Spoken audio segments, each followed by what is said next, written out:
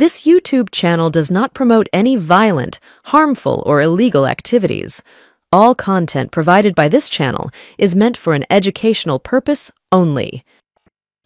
আমার এই স্কুলে আসা মোটামুটি 3 বছর হতে চলল। তাই 3টি স্বাধীনতা দিবস আমি পালন করতে চলেছি। আজকের সকালটা কিন্তু একটু অন্যরকম। যে বীর স্বাধীনতা সংগ্রামীদের জন্য আমরা এই স্বাধীন ভারতে বাস করছি, তাদের প্রতি আমার শ্রদ্ধা ও প্রণাম। আজ কিন্তু আমি কোনো তত্ত্ব কথা বলবো না, কারণ আজকের দিনটা 15ই আগস্ট। এর গুরুত্ব, এর ইতিহাস সম্বন্ধে সবাই অবগত। তো যাই হোক, প্রথমে আমি হ্যাপি ইন্ডিপেন্ডেন্স ডে বলে শুরু করেছিলাম, কিন্তু 2024-এ আজকের এই স্বাধীনতা দিবসকে আমি হ্যাপি বলে সম্বোধন করতে কিছুটা হলেও সংকোচ বোধ করছি। কারণ আমাদের এই স্বাধীনতা দিবসের প্রাক্কালে কদিন আগে ঘটে গেছে এক মর্মান্তিক, নারকীয়, পৈশাচিক ঘটনা। গোটা দেশ স্তম্ভিত, প্রতিবাদের ঝড় উঠেছে চারিদিকে, এবং আমিও সেই প্রতিবাদকে সমর্থন করছি। আজ 78 বছরের স্বাধীনতা দিবস। আমরা যে 78 বছরের স্বাধীনতা দিবসটা ভোগ করছি, আমরা কি প্রকৃতই স্বাধীন হয়েছি? আমরা কি প্রকৃতই সভ্য হয়েছি? স্বাধীন ভারতবর্ষের সভ্য নাগরিক হিসেবে আমরা নিজেদেরকে পরিচয় দিতে পারি? আসলে আমরা স্বপ্নে স্বাধীন। নিজের বাড়ি, গাড়ি, মোবাইল, এসব কি স্বাধীনতা? নারীরা আজও সুরক্ষিত নয়, কারণ সুশিক্ষা লাভ ঘটেনি, সংস্কার শিখিনি। বলতে লজ্জা হয়, এখনকার জেনারেশনের ছেলে মেয়েরা কোনো গুরুজন, কোনো বড়জন সামনে এসে দাঁড়ালে পায়ে হাত দিয়ে নমস্কার করে না, প্রণাম জানায় না। এখন তো হাই হ্যালোর যুগ না, তাদের ইগোয়ে লাগে। আমি বলবো, এটা বাবা মায়ের কুশিক্ষা। একটা ছেলেকে বা একটা মেয়েকে তৈরি করে তার মা, তার বাবা। আমরা কিন্তু স্বাধীনতা কথাটা তখনই বলতে পারি, এটাকে স্বাধীনতা বলা হয় কখন একটা নারী পুরুষ সমান যোগ্যতা অনুযায়ী একই জায়গায় কাঁধে কাঁধ মিলিয়ে রাস্তায় হাঁটতে পারবে। জাত পাত ধর্ম ভেদাভেদ থাকবে না, সেটাই স্বাধীনতা। উচ্ছৃঙ্খল জীবনযাপন নয়। স্বাধীনতা মানে নিজেকে সঠিকভাবে নিয়ন্ত্রণ করে সঠিকভাবে রাস্তায় হাঁটা, নির্ভীকভাবে অন্যায় প্রতিবাদ করা। কোনো কেউ বিপদে পড়লে কোনো অসহায় মানুষের পাশে গিয়ে দাঁড়ানো, সেখানে কারো বাধা নিষেধও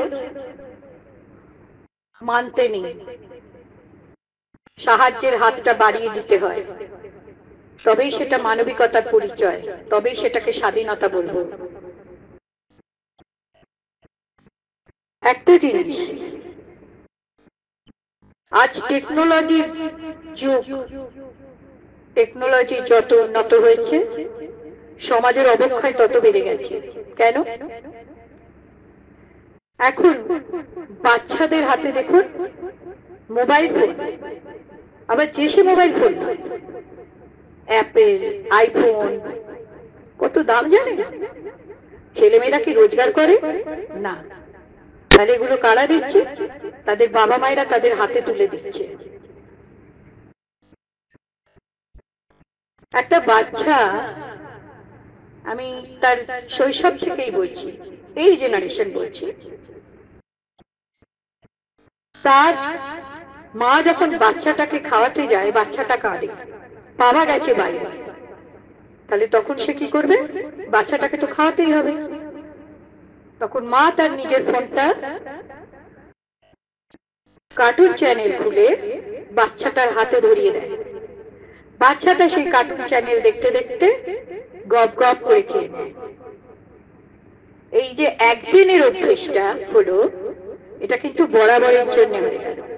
ওই বাচ্চাটাকে কিন্তু পরের দিন তার মা তাকে এমনি আর খাওয়াতে পারবে না, ওই ফোনটা তাকে দিতে হবে, সেই কার্টুনটা তাকে দেখাতে হবে, তবে সেই বাচ্চাটা খাবে।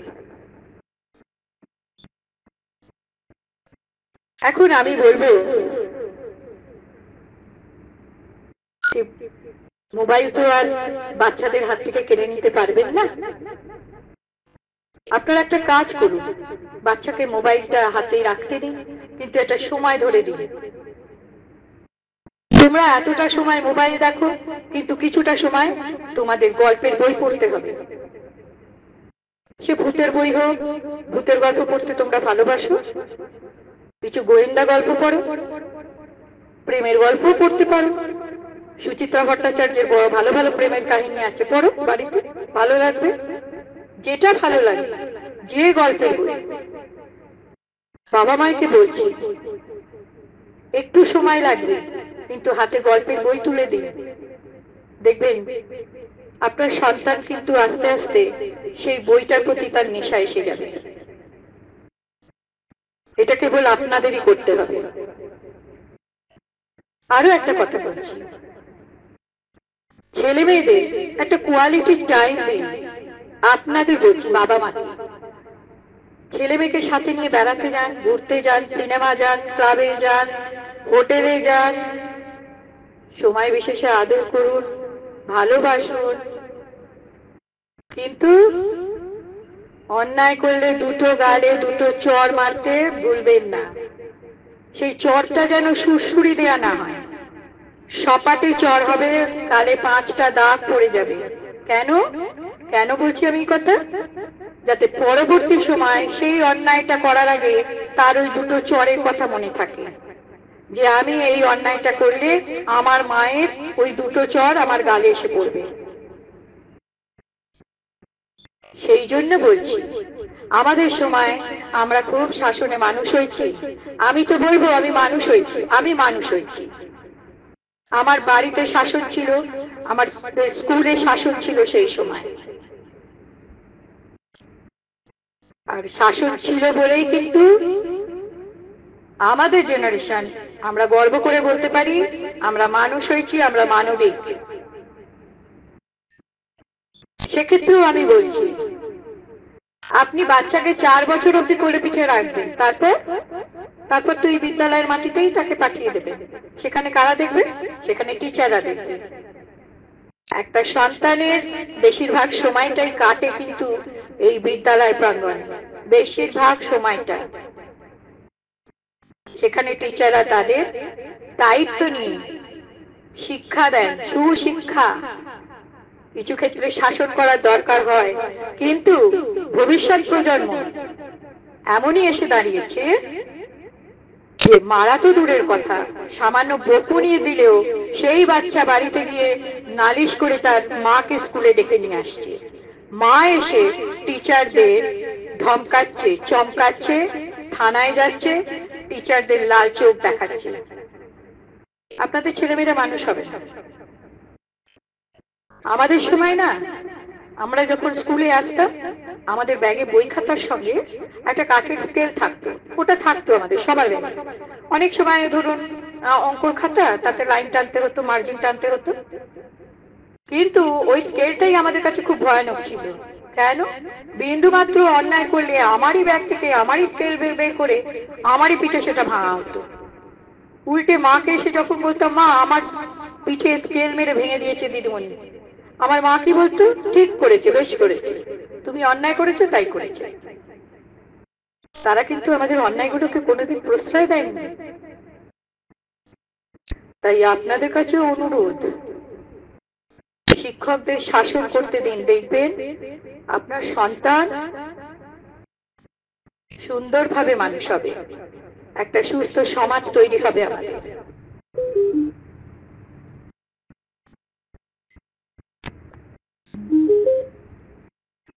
আরো বলবো, যখন আমাদের দেশে নারী নির্যাতন এইভাবে বাড়ছে, সেখানেও কিন্তু সমাজের অবক্ষয়। কেন বলছি? আমরা এখন যেটা সচরাচর দেখে থাকি, আমার বলতে কোনো দ্বিধা নেই, অনেকে খারাপ লাগতেই পারে, এখন মেয়েদের পোশাকে অনেক পরিবর্তন এসছে।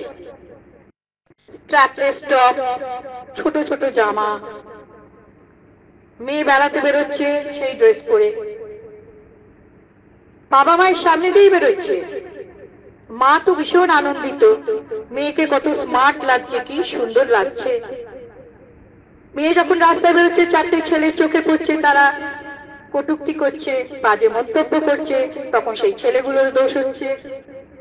আপনার মেয়েকে আপনি কেন সুন্দরভাবে পোশাক পরিয়ে বাইরে পাঠাবেন না? আপনি যথেষ্টভাবে তাকে সাজান, গোছান, দামি দামি পোশাক পরান, কিন্তু আমি বলবো সেই পোশাকের মধ্যে যেন রুচিশীলতার ছাপ থাকে, আব্রু থাকে। যাই হোক, আমরা যখন বলি যে এটা পুরুষতান্ত্রিক দেশ, আমার মনে হয় খুব ভুল বলি। আমরা যেখানে বলি নারী পুরুষ সমান সমান, কিছু ক্ষেত্রে এটা নারীতান্ত্রিকও বলা যায়। আপনাদের মনে হয় কি আপনাদেরই বাড়িতে আপনার কথা ছাড়া কোনো কিছু ওঠে বসে না কেউ? বাইরেও কিন্তু খানিকটা তাই, সবটাই কিন্তু পুরুষদের দোষ দেওয়া যায় না। একটা ঘটনার কথা আজকে আমি বলছি, আজকে এই ঘটনাটার জন্য প্রচুর প্রতিবাদ হয়েছে। কেন? একটা মেয়ের প্রতি অত্যাচার হয়েছে। আমি বলবো অনেক ক্ষেত্রে এরকম দেখা যায় পুরুষের ওপরে অত্যাচার হচ্ছে। তো কাল রাতে যখন আমি মনে মনে ভাবছিলাম কি বলবো, সেই সময় আমার একটা ঘটনার কথা মনে পড়ে যায়। জানেন, হয়তো আপনারাও জানবেন, সালটা আমার ঠিক মনে নেই, কোনো একটা বছর 31st যেটা এখন খুব ঘটা করে হয়, ক্লাব রেস্তোরাঁ, সেজে গুজে সব ছেলে মেয়েরা পার্ক স্ট্রিটে হাজির হয়ে যায় রাত্রি 12টায়, মধ্যরাতে, হই হুল্লোড়, প্রচুর পুলিশ প্রোটেকশন দিতে হয়। তো তারই মাঝে এরকমই একটি মেয়ে খুব খোলামেলা পোশাকে তার পুরুষ সঙ্গীর সঙ্গে বাইকে করে পার্ক স্ট্রিটে গিয়েছিল, এবং একদল ছেলে তাকে ছেঁকে ধরেছিল, যাকে আমরা ভদ্র ভাষায় বলি শ্লীলতাহানি। সেই কয়েকটা ছেলের হাত থেকে একজন পুলিশ সার্জেন্ট লড়াই করে মেয়েটিকে বাঁচিয়ে দিয়েছিল, নালে সেই রাতেও কয়েকদিন আগে ঘটে যাওয়া ঘটনাটার পুনরাবৃত্তি হতে পারত। বাঁচিয়েছিল কিন্তু সেই পুরুষ পুলিশ সার্জেন্টটি। তার পরিণাম কি হয়েছিল? মেয়েটি যখন বাইকে করে উঠে তার সঙ্গীকে নিয়ে পালিয়ে যায়, তখন ওই দুষ্কৃতী কয়েকজন ওই পুলিশ সার্জেন্টকে রাস্তায় ফেলে মেরে পিটিয়ে তাকে শেষ করে দেয়। সার্জেন্ট মারা যায়। তাহলে কি হলো? মেয়েটা বেঁচে গেল, কিন্তু পুলিশ সার্জেন্টের স্ত্রী তার স্বামীকে হারালো, ছেলে তার বাবাকে হারালো, মা তার ছেলেকে হারালো। সব থেকে দুঃখের ব্যাপার কি জানেন? কয়েকদিন আগে কেসটা থানায় উঠেছিল, থানায় না, কোর্টে উঠেছিল। সেই কোর্টে সাক্ষী দিতে ওই মেয়েটিকে ডাকা হয়েছিল। মেয়েটি কিন্তু আসেনি।